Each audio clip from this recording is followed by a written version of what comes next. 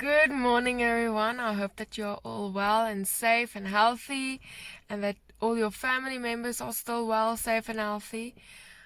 Firstly, sorry for how I look this morning, and sorry for shooting this in the car, but I can't do it in my house because my mom's there and I don't want her to know. So, anyways, I firstly just want to say thank you from the bottom of my heart to each and everyone who has donated, who has shared the campaign. You honestly do not know how much that means to me, and I know it's going to mean so much to my mom and take away most of the stress that we are currently having, but especially that she's having. So I just honestly want to say thank you, honestly, from the bottom of my heart. I really appreciate each and every one of your support, the messages that we have received or I have received in connection with everything. Thank you so much. Thank you for the people who are sharing it daily. Thank you for the donations. Each and every donation means so much to us. I really appreciate it. I just want to add, I'm going to post the link on the YouTube video or link on the YouTube down here. So if you want to share this video, you can also share this video as well. So I'm going to give you a little bit of a story of what's also, it says it in the campaign. So what happens is my mom has been a police officer since, I can remember. Both my mom and dad worked for the police. Unfortunately, my dad got killed on duty, but that's a story for another day. But my mom worked at Johannesburg Flying Squad, where after that she worked at the radio technical unit. That is where they work with the police themselves, with the sirens, things like that. Long story. Anyway, and then she moved from Joburg to Pretoria side to the Information Communication Technology unit, which is basically the same as the radio technical unit. It's the same, and she did HR work there. When she was in Flying Squad, she used to work outside, putting her life out there for people, the person that my parents are.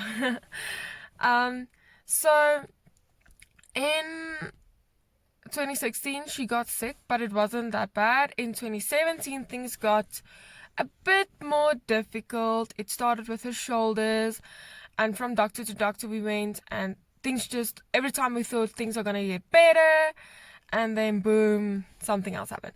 So eventually she had 2 shoulder operations. She had 2 shoulder operations and 1 carpal tunnel, and then she had a neck operation. And after the neck operation, everything was supposed to be going perfect, but unfortunately it didn't. And that is when her doctor, who was honestly an angel in my opinion, because most doctors don't really care that much these days if they don't find the cause of the pain or whatever. And he said to her, please go see a rheumatologist. So we then went to a rheumatologist, and she was then diagnosed with fibromyalgia and rheumatoid arthritis and osteoarthritis. Now, honestly, I do not know how to explain this. I know you can Google it. I know it sounds rude to say just Google it, but I honestly don't know how to explain this. I know my mom is in constant pain on a daily. She has lost a lot of weight, and she's not herself anymore. Normally my mom and I would go to the shops and walk around or go play bowling and things, and life has changed in that way. It's kind of, honestly, it sucks. But the last time my mom and I went out, we actually went to Menlyn Mall, and I know she's going to be mad at me for posting this, but this is just something that I observed and that killed me to see. We went to Menlyn Mall and we were walking around, and she suddenly didn't feel well at all. She got super, super pale. Her eyes, it literally looked like she was going to pass out. Her eyes, like, I don't know what you call it, but it like went like that. I don't know how to explain. She was super red in her face. She couldn't speak. She kind of looked drunk, but obviously she wasn't. But it was not nice to experience that because I didn't know what to do. On the age of 22, I didn't know what to do, and it freaked me out kind of in a way that it shouldn't probably, but yeah, anyways. So from that day, I know it sounds rude, but I don't like to take her to the shops for long. I'd rather do things for her because I'm so afraid that it's gonna happen again, and yeah, I just don't want her to go through it. I'd rather have her at home and safe at home, So anyways, fibromyalgia and things like that. It is something about the joints. Honestly, I don't know how to explain it. I just know my mom is in severe pain, and my mom is someone that never complains. My mom is someone that even if she has pain, she just goes on and goes about her day. And then now I can see it's affecting her in a way that it should not affect anybody in life. So that's the story of that part. Anyways, so then she got diagnosed. She has been in hospital quite a few times for it, for treatment for cortisone. Cortisone doesn't do anything. It doesn't help her. It doesn't decrease the pain at all. She's on a ton of medication, and I'm sure they are still trying to figure out what medication is really going to work for her. So it's horrible to see it on a daily, to experience this and things, especially when she has flare-ups. Flare-ups is when her pain increases to such a level and she literally gets sick. Sick. So anyways, so that's that part. So that's what happened. Then she was booked off on temporary incapacity for quite a time at the police force, which was great that they approved it. Otherwise it would have been unpaid leave, and then we were be screwed, Anyway, so we were struggling quite a long time to get her medically boarded. That means she retires, but medically. So she's not retiring. I don't know how to explain it, but you understand. So then finally, February the 29th, 2020, this year, she got the thumbs up that it has been approved. And I know that stress level has also been at least calmed down, because now she doesn't have to stress about her employer thinking she's a weak person, although I know she is the strongest person that anyone can have working for them. So then the 29th she got her things, and then the papers had to be sent in. All the papers were sent in and everything was fine.